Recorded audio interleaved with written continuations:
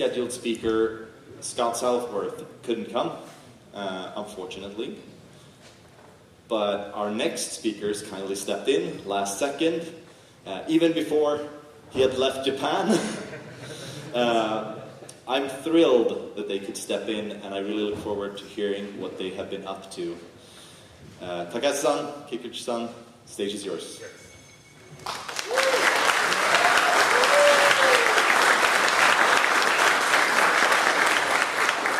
Hi, good morning, everyone. Can you hear me? Okay? Yes. Yeah. First of all, I'm sorry I couldn't attend our school for you yesterday because I just arrived at midnight, 1 a.m. from Japan.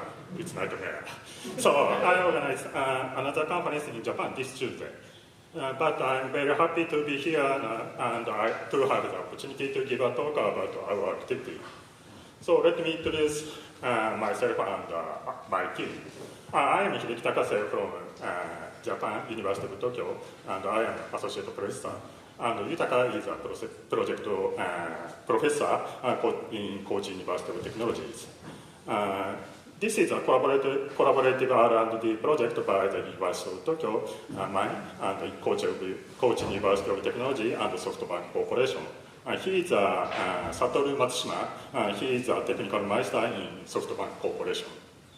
Our project aims to establish a cutting-edge development methodology for IoT systems with 5G and 5G telecommunication networks. This talk is about the development method for wide area distributed IoT systems. So I'd like to start with how good Elixir is for developing IoT systems. As you know, a functional paradigm means that processes are performed by applying function as logic expression.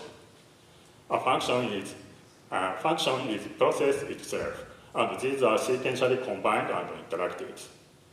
So please imagine the architecture of IoT systems. I think the interaction of a function is equal to the communication between things through the internet. This means that when we organize a cluster of computer resources on the internet, processes can be interacted and operated directly.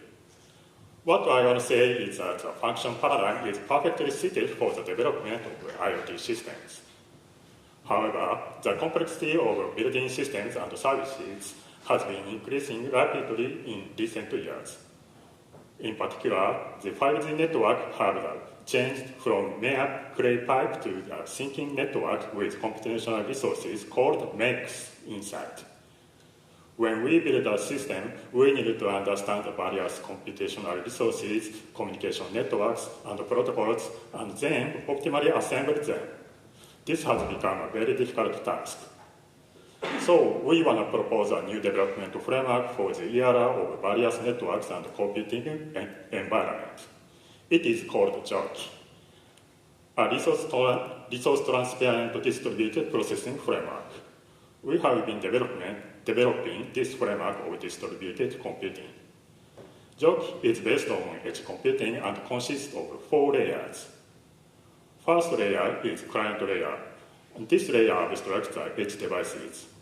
Next is a relay layer. Relay layer uses resource allocation algorithms to distribute processing and manage messages. Third layer is the engine layer. Engine layer is the abstraction of computing resources in the internet, such as cloud and MECs.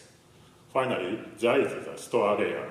Store layer is for persisting data for the engine layer. By the way, Giocci means beer man in Japanese language, but most Japanese people think it is English or foreign words. Giocci realizes edge computing utilizing the power of RMVM. Roughly speaking, Giocci can offload the computation resource request of edge devices in the client layer to the engine layer via the relay layer. One system should have many processes on client nodes that communicate each other. Giocci migrates those processes from poor client to rich computing resources engine via relay servers that determine appropriate engine according to the demand of processes. Once the process offloaded to the engine is finished, The results are sent back to the client. However, in the real world, there are so many yokai in the internet. Yokai is a traditional Japanese monster that sometimes trick humans. The network is very complicated, and internet operation is one of the difficult tasks. To realize the efficient edge computing, we need to tackle many yokai such as firewall, NAPT, private address spaces, and so on. As the first choice, we employed the Node Connect feature to implement the concept of Giocci. However, implementing Giocci by Node Connect raises challenges related to RN clusters. First, when we use Node Connect, all RN clusters, RN nodes should be connected as a full mesh network. We think a full mesh network is not so scalable. As the number of nodes increases, the cost of communication becomes increasing. In addition, it is difficult to configure a system that combines various networks with IPv4 or IPv6 NAPT. We considered utilizing MEC servers over commercial mobile networks, so overcoming the NAPT barrier was a primary challenge. We should find another solution to solve these problems. After that, that's why we focused on the Zenoh communication protocol. We thought that Zenoh is a perfect solution that can overcome NAPT servers, and it is suitable to an Elixir application within 5G and 6G network. So please raise your hand if you know Zenoh protocol. Oh, not so many. Oh, what is Zenoh? Zenoh is a zero overhead pub sub store query and compute protocol for modern IoT systems.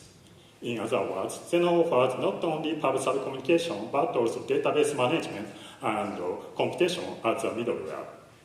The name of Zenoh stands for Zero Network Overhead Protocol. It means that its network overhead is extremely small. Zenoh behaves peer-to-peer communication like GDS within a network, and brokered communication like MQTT between different servers, different networks. The development leader of Zenoh is Zetascale Technology in France, and Zenoh is an open source project under the Eclipse Foundation. We don't have enough time to go into details today, but there are 4 important interesting features in Zenoh. Very lightweight, scalable network structure, runs everywhere, and interoperability with other communication protocols. Zenoh is implemented in Rust, and it is most effective when used in Rust application. But there are so many API libraries for various programming languages, such as Python, C, C++, Java, Kotlin, C#, and O. But you may think, why isn't there Elixir? How do you think if we can use this wonderful communication protocol Zenoh in our application? This is our other project to achieve the marriage of Zenoh and Elixir. We are working on development of Zenoh-EX. Zenoh-EX is an Elixir API for Zenoh. Since Elixir has advantages in terms of programmability and concurrency, our Zenoh-EX can bring these benefits by combining Zenoh's feature into our Elixir application. Key idea to realize Zenoh-EX is very simple. We use Rustler as a NIF feature. Rustler is a famous library to call Rust function from RNVM. We can call Zenoh APIs and convert RN and Rust resources to each other. Of course, our source code is published on GitHub and HexPM. Please check it out. The latest news I want to share is that we could support Zenoh version 1.4 or later into our library. Supporting the official release version of Zenoh had been a long-term challenge for us, but Pojiro has achieved it. Where is Pojiro? Yes, thank you very much.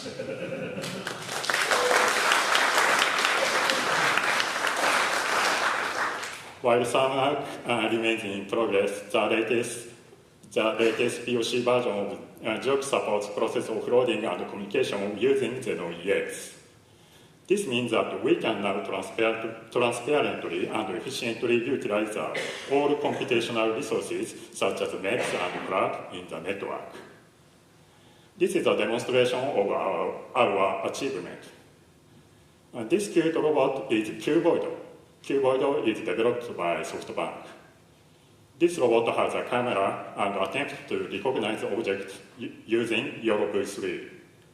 However, the computer inside the robot is very poor and does not have GPU. Yes, here is a chance for joke. We can offload the object recognition process to the MEC in the mobile network. In addition, we employ SRv6 MUP technology for the telecommunication. SRv6 MUP technology permits intermediate computing resources more efficiently in mobile networks. So this is the first demonstration. なんで最初から僕黒田さん覚えてたんですけどA keyboard robot quickly detects bananas and perform cute actions. Is it cute? Yeah. And the second demonstration. This one. 何が好き？ルネッサンスよりもなんか Someone says, 何が好き? 何が好き is Japanese and English. What do you like? This version, the robot communicates with human using speech. In addition to object detection, Keyboard-kun uses speech-to-text technology to judge what people are saying and perform cute action accordingly. Here is another demonstration for Giocci. This demo shows people driving on a highway in Japan. The vehicle captures video for object recognition, which is performed using Giocci SRv6 MUP and MEC. You can see that the mobile communication is surely continuing without interruption, enabling real-time object recognition. I'm happy if you could understand the power of Giocci and SRv6 MUP. Okay, now I want to pass the mic to Yutaka, and he will explain the contribution of Giocci and its expected use cases. So please come in.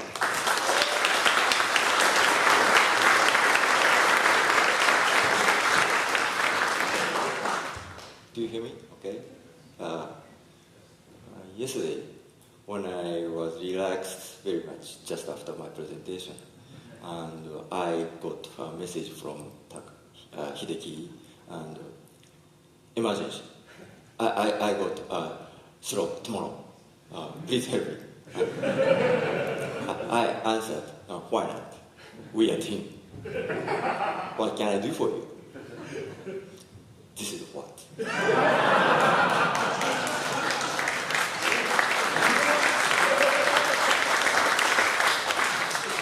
Okay. We are talking about Giocci, and I will show you some examples.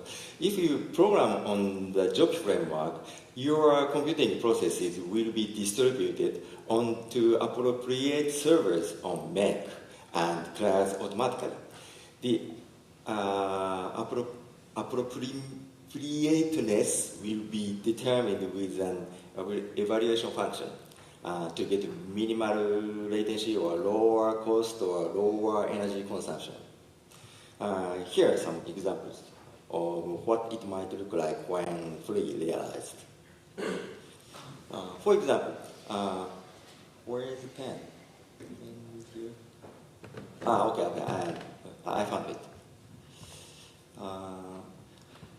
For example, if you have built your industrial system on Giocci, you can realign the existing nodes so easily by putting new MEC when you need to expand your factory. This allows factories to scale up, and this optimizes capital investment.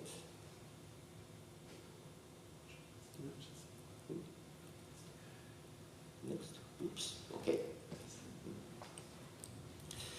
Let's assume that the mobile network is operated using SRv6 MUP for the vehicle motor. which provide the optimal route for the computing resources in the mobile network. Then, the process will be placed in the mech with the lowest latency on Giocci. Even if the car moves away from the mech that was initially allocated, the processes will move to the nearest mech along with it. Let's say you are an adventurer and you are on a yacht in the middle of the ocean.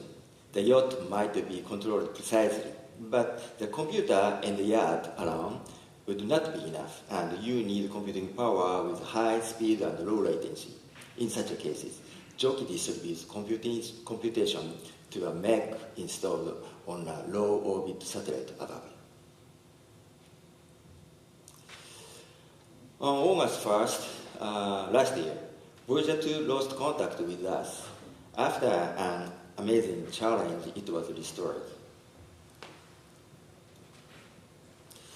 If it had been equipped with Giocci from the beginning of the project, it would have automatically restored the connection when the rescue module approached.